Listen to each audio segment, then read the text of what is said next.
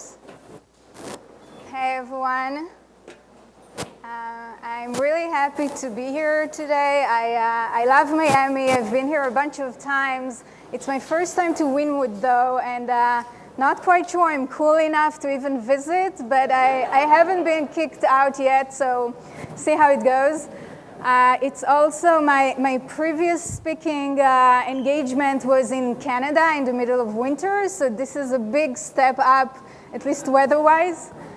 And one last thing, this is a really big, nice crowd, so I have to take a photo of you for my mom at home. So if you can like wave, say hi to my mom. Perfect, thank you, you're awesome. All right, so with that, let's get started. So, hi, this is a bit about me, and the main purpose of this slide is to establish my nerd cred with you. So I haven't always been in marketing. I started on the other side. So does anyone recognize the leftmost screenshot? It's GeoCities. So GeoCities was a combination of WordPress, Facebook, Medium, back in the, let's say, 1990s, just before the dinosaurs age. I had a website on GeoCities. The topmost screenshot is a BBS. That's right, just before the internet. We use that to get online, and then the bottom screenshot is Delphi. It's a development environment, a programming environment for a language called Pascal, which came just before Java. And I used to be a software developer in Israel, which is where I'm originally from. Did a bunch of coding for a few years, was a product manager in software companies in Israel. Then I moved to the US and I switched over to the evil side, got my MBA, then worked at Amazon for 3 years in Seattle and New York, then had marketing at a startup in New York called Castora, and was there for 3 years, and about a year plus ago started on my own. And now I run a boutique marketing consultancy working with startups on their marketing and growth challenges. But enough about me, that's not what you're here for. So today we're going to talk about data journalism and hacking PR. I'm going to give you some context and share what data journalism is. Then I'm going to show you 2 real-life case studies, success stories.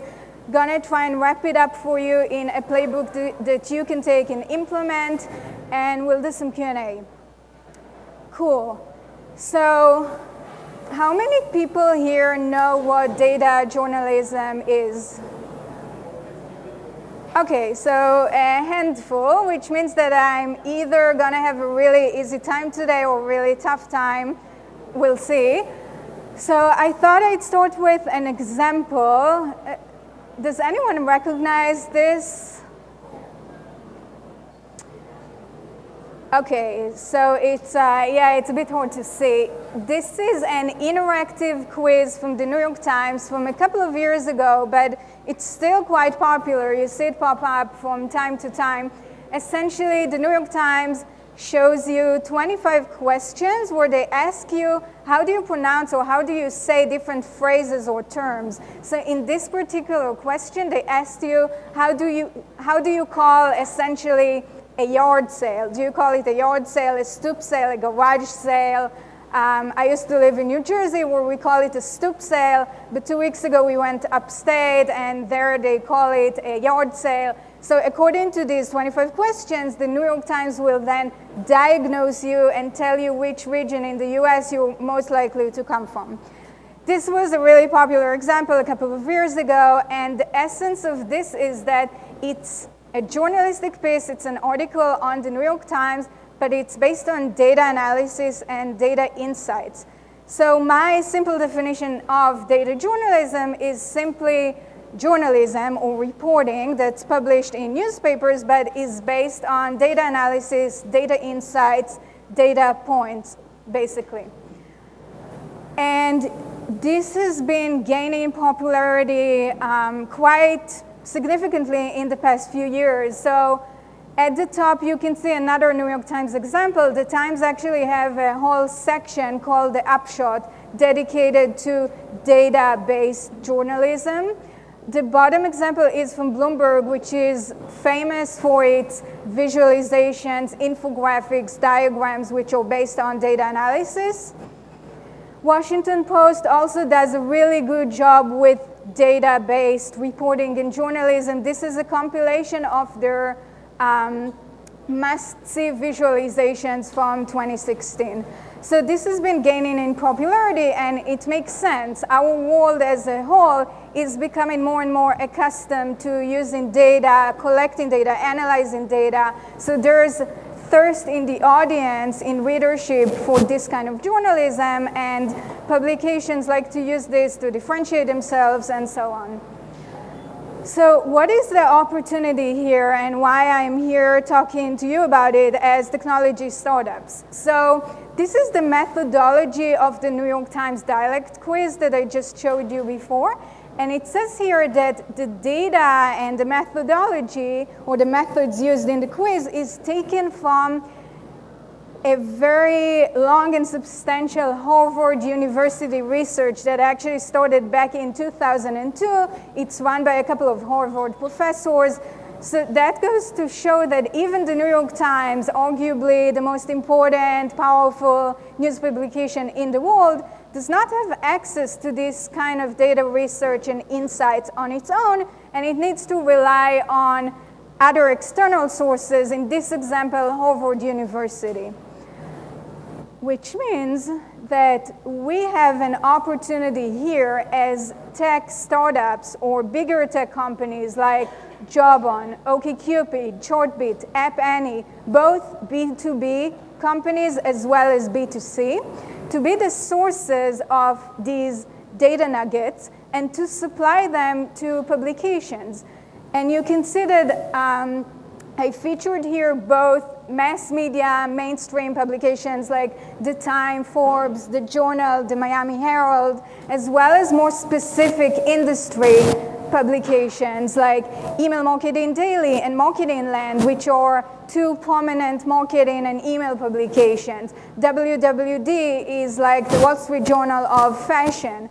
Farm Journal is apparently the Wall Street Journal of farming and agriculture. So as a tech startup, you have access to data, whether it's your customer data, your product data, your platform data, your visitor data, and so on. In many times, this data is unique. In many times, you've collected it over a long period of time. Oftentimes, you also have the resources internally even to do the data analysis. So this is our opportunity. And especially as startups that are not necessarily in Silicon Valley or New York City, which is where I'm based, having these insights, which are unique and compelling, makes it easier for you to engage with publications despite, a location that might not be ideal for that. So I want to show you a couple of textbook examples for how this was executed. App Annie is a mobile analytics startup that compiles data on how different apps perform in the App Store and the Android store. And here it's a Washington Post article from earlier in the year that uses App Annie data to show that Lyft has been gaining share over Uber. And you can see here, big article, Washington Post, and the very first thing in the article is the App Annie chart straight from their report, as well as the App Annie logo prominently displayed. So the Washington Post, obviously a top-notch publication. This is great for brand credibility, great for lead generation, establishing your position as really the company that understands this space the best. Another example, Zillow. Zillow is a real estate listing website which does a fantastic job with data journalism, so much so that their CEO, Spencer Rascoff, actually published a book called Zillow Talk, completely based on this notion of here's some really interesting, cool data about real estate, and I'm going to present it to the world. In this case, this was a couple of years ago. They did an analysis that showed that once Starbucks pops up in certain neighborhoods, real estate prices go up afterwards. Might not be the most revolutionary, but they actually had the data to back it up. And this became a term that they coined. It got great exposure in the press, obviously great exposure for Zillow. This is CNN Money, but this was all over. So why am I so excited to talk about this opportunity, especially for small startups, not in the Bay Area, not in New York? So let me take a step back here and talk to you about content marketing. Data journalism is essentially a form of content marketing. You produce content and then you distribute it. And as marketeers, I'm sure that many of you have contemplated content marketing. Maybe you even dabbled in trying to create some content, distribute it. And if you have, you probably discovered that content marketing is just really hard to execute well, especially in a startup context. You can see on the right side a Google search for the term customer segmentation. This is a term that I used to work with a lot when I was at my previous startup, and I was really keen on getting into a good spot on Google for this term, customer segmentation. But what you can see here in the search result is that this is so crowded. Everything from Wikipedia, from big companies, IBM, Marketing Land, other publications, they're all essentially creating content, fighting for the same slots. They have a lot of writing and creative resources. They've been around forever, so it's very hard to actually get the SEO juice that will let you appear on a good search result in Google. It's also hard to create really good original content, so you need to be a good writer. It's not easy, it's expensive. Once you created high quality original content, how are you gonna distribute it? We already saw that Google is really hard. Other means for distribution are very pricey. Today in a mobile world, more and more people are consuming content not even through Google, but through gated platforms like Facebook. Distributing your content on Facebook is very pricey. So in short, content marketing is really hard. Data journalism is a form of content marketing that actually works. So like I said, creating good, compelling content is really expensive. And distributing it, if you're just going to do it organically, who's going to read it? Fine, your email database, so the 5,000 people that you have in your mailing list might read it. You're going to put it on the blog. Like realistically speaking, who really reads your blog? Or our blog, I'm with you there. And unless you're gonna put serious distribution dollars behind it, you're gonna get very little distribution. As opposed to data journalism, and you're gonna see it in the case studies, because you have unique insights that are data-based, the writing part of it, you don't need to be Hemingway to talk about data insights, right? So it's not so much about writing and narrative and so on. It's about numbers. So even someone like me, a computer science graduate, a second language English speaker, can get by when I talk about data insights. And with regards to distribution, this is really compelling and attractive. So like I'm going to show you, you're going to be able to place it in both mainstream media as well as your industry publications. And you're going to get their distribution, and essentially it's free. PR is free if you're able to get it. So smaller investment in content, larger distribution. So by now, hopefully I convinced you that this is pretty cool, it's worthwhile. But you might be thinking, okay, I'm not Jawbone, I'm not App Annie, I'm definitely not Zillow, at least not yet. Is this even relevant and possible for me as a small startup with maybe like 6 people and a 1-person marketing team? Great question. And now I'm going to show you 2 examples from small startups. So this is the previous company I had worked for, Kastora. This is a photo from 2014. After we had a really good year, we doubled in size from like 5 people to 11. It was a big deal. And in the middle, you can see me, also known as the marketing team. So at that time, I was the marketing team.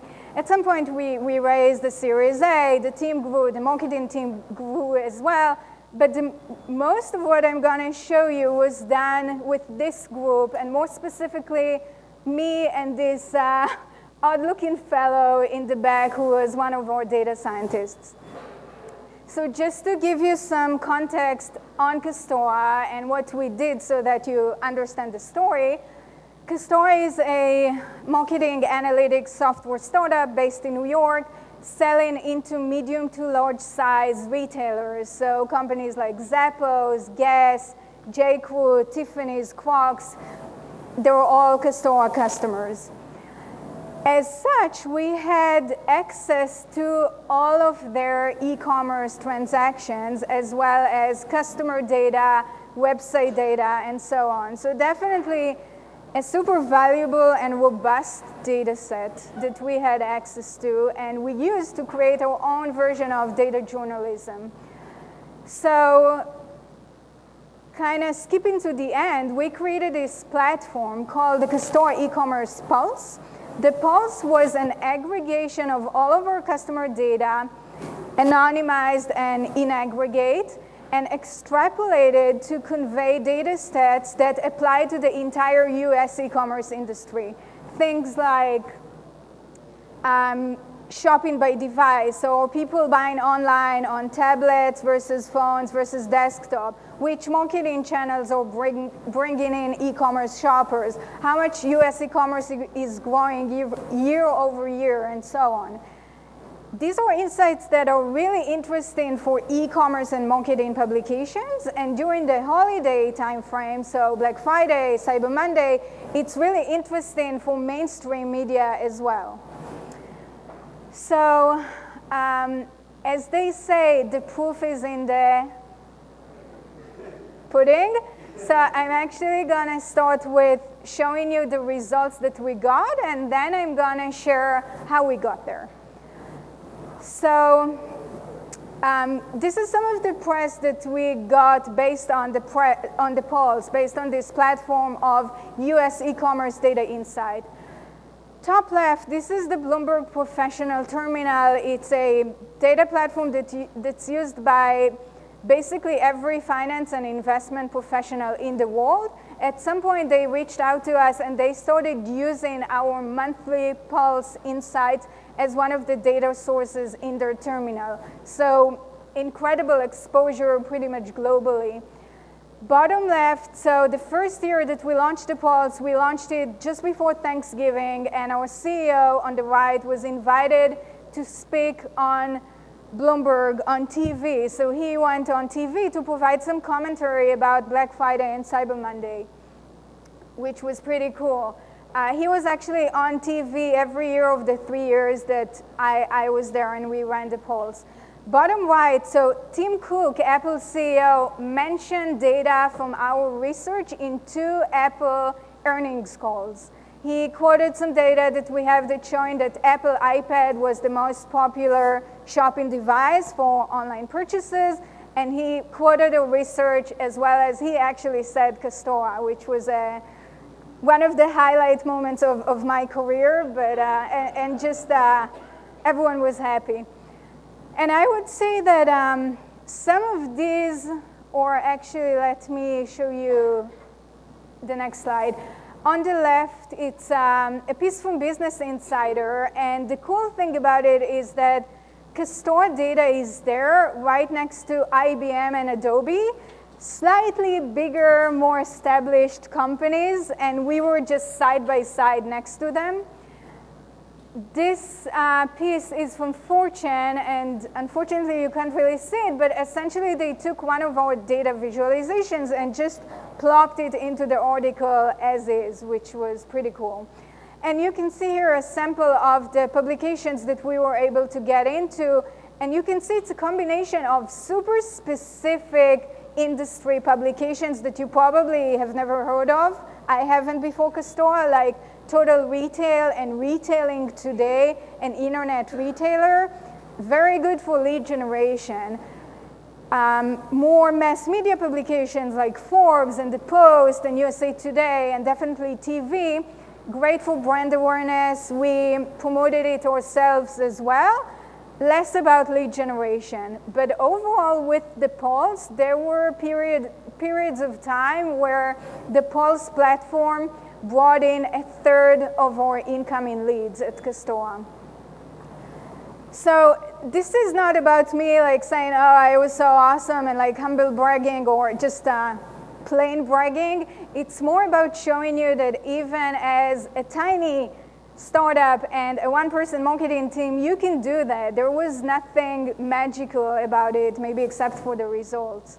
So let me show you how we did it. And again, no silver bullet. So I partnered with one of our data scientists, and as the business owner, I came to him with the list of questions that I thought were interesting and appealing to press. So things like shopping by device or marketing channels and so on. I defined a long list of questions for him. He looked at our data, he did analysis, he came back to me with answers. This process, it was a one-off analysis that he did. It took about a month of back and forth. Then we launched it in holiday season 2013, and we wanted to see how it did. It did really great. We got really good press pickup, TV, comments from customers, prospects, lead gen. It was all good.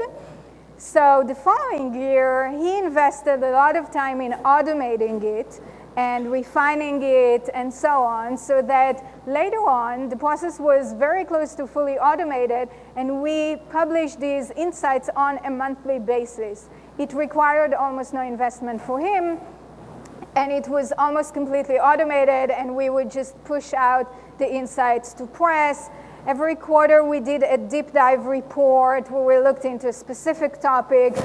But we definitely started small, tested it, MVP, if you will, saw that it was working well, and then we automated, invested more, expanded.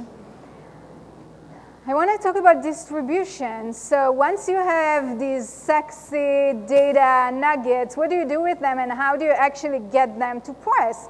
And you might think, oh, okay, I can use like a $10,000 PR agency, but guess what? I don't have $10,000 for a PR agency, and I would agree. So in the first 2 years when I was at Kastora, I was also the PR agency.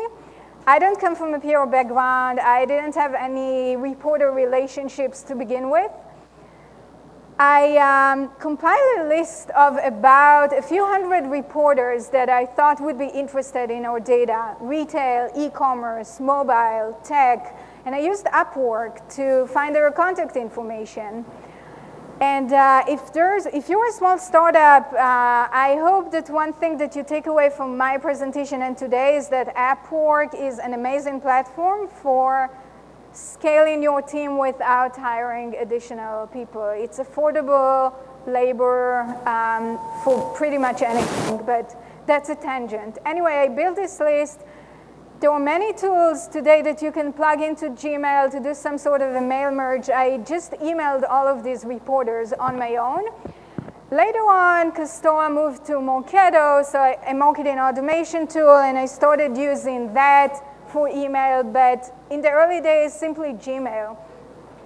And I want to show you what the email actually looked like. So this is very basic. You can see that there isn't a lot of prose going on. It's straight up, I have some data about holiday e-commerce. Here is the data. There are some percentages there. Our CEO is available for interviews. Let me know if you're interested. And this is actually a reply that I got from the producer at Bloomberg saying, is your CEO available to interview on TV at this time? And you know, they tell you that the best moments in life don't happen in front of your computer screen. Well, this was a pretty damn happy moment for me. I mean, just imagine us sitting in our dinky office, 6 people, and all of a sudden a producer from Bloomberg TV asks if we want to get on TV. And I was like, well, let me check his calendar. No, I was like, yes, we'll get on TV. Cool. Another cool thing that this platform allowed us to do is to partner with much bigger, more established companies for distribution. So this is a webinar that we did with Marketo based on our data. And Marketo is literally thousands of times bigger than Kastora.